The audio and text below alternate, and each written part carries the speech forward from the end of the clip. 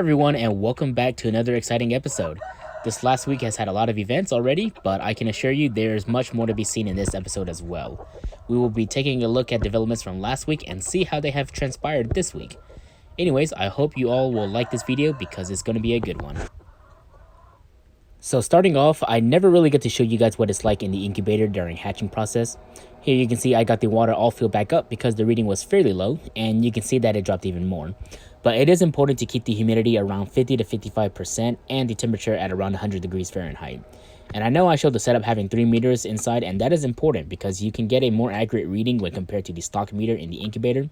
That way you have the best possible results when hatching more and healthier chicks.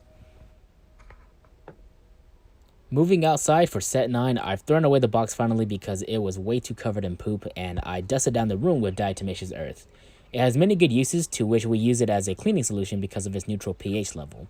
The reason being is because in 2 weeks, set 2 is going to hatch and there's no other cages in the nursery room.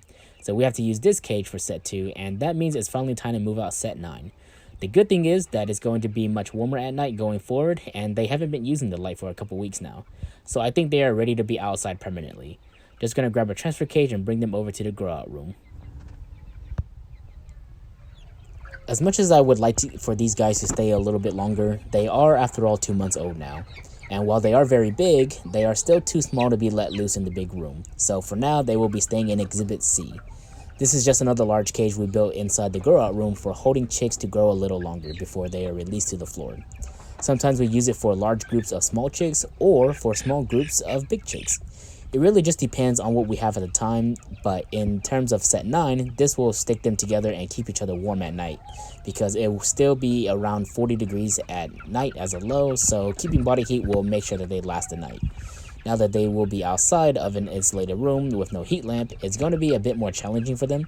However, I have total faith in them because they are all cold-hearted breeds, so I'm not too worried. Getting them situated in, they love the new room since it's so much more spacious. And on top of that, they are hungry, so I'm just going to go ahead and get them 3 scoops. That is literally how much they can eat in a day, and I even had to upgrade their food bowl in order to accommodate. Luckily again, the water is still able to hold its own, so I'm not going to worry about that just yet. But if I ever do need to upgrade, I can always cut out a new one from a milk jug or something, and hang multiple ones so that they will have enough for all of them.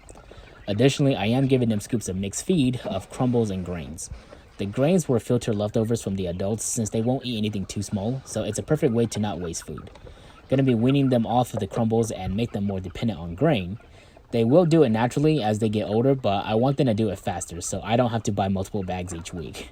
And now that they are fed, we are gonna let them settle in and check up on them later.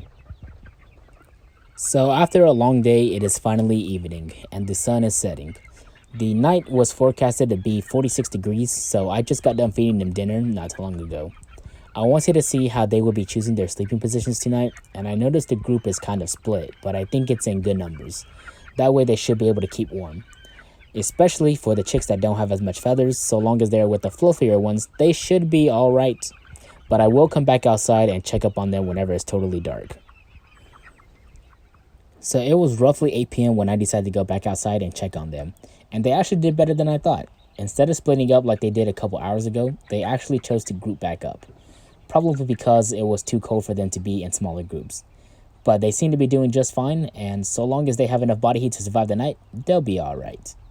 Well, welcome to your new home, set 9. Get big and soon you'll be roaming on the floor by yourself. So the next morning, taking a look at set 1 now that they are the only chicks left in the nursery room, they will be getting a little bit more focus. Especially now that they are finally getting their truss in and they are eating out of the hand. They will eagerly come to the door, and check this out guys. I'm going to grab a bowl of food real quick just to show you the amazing progress we have gotten with them. Let me prop up the door open just to get a better viewing angle. So opening the door and boom, look at that. They are so eager to jump up and get to the food since they are no longer scared of anything. That means they are finally ready to be trained on grass, as we famously do, and this will make them even tamer, and that's what I like. In other news, I've made a discovery with our feed storage tote, as these are teeth marks from an animal that has been attempting to get inside and steal some food. Not sure what it is entirely, but it definitely looks like it would be a rodent of some sort. Luckily, this one hasn't been infiltrated yet, but I can't say the same about another location on the farm, because another feed barrel has been broken into. This one here has a top entirely cleaved off, and I rushed to check the interior to see what was inside. So far, it looks like no sign of anything other than a little bit of water getting inside from the hole, but whatever it was nowhere to be found inside, and that means it escaped. Other than that, our recovering patient is finally granted full access to free roam. He has been doing very well and his attitude has changed up a bit. He was a little skittish before, but now he is fully confident with us being near him. Before, he wouldn't walk around as much, but today was full on exploring. So with warmer weather approaching, it will soon be time for him to make some babies.